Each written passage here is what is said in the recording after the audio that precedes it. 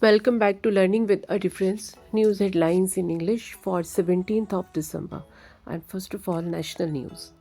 We will not allow our land to be used against India. Lankan President Disanaike.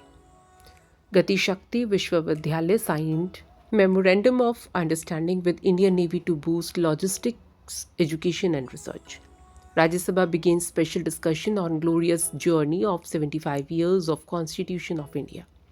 India is Sri Lanka's largest trade partner and source of tourist and investment, Foreign Secretary Vikram Mishri.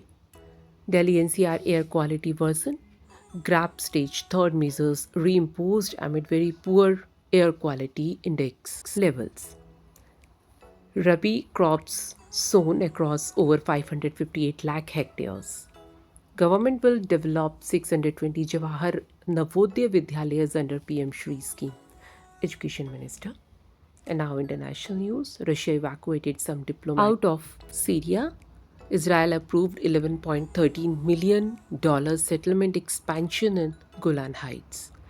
Philippines ordered full evacuation amid possible volcanic re-eruption. Indian and Bangladeshi forces exchange sweets and greetings on Vijay Diwas. Next general election can be held between end 2025 to mid 2026, Bangladesh interim government head Yunus. Now some sports news. World chess champion Gukesh received grand welcome at the Chennai airport. India won Women's Junior Asia Cup 2024 in penalty shootout against China. Now business related news. Oil prices declined today. Rupee depreciated by 7 paise to settle at 84.86 rupees against US dollar. Benchmark domestic equity indices end with losses of 0.5% amid weak global cues. Sensex Nifty trade nearly 0.5% lower in afternoon trade. And that's all in news. Thank you.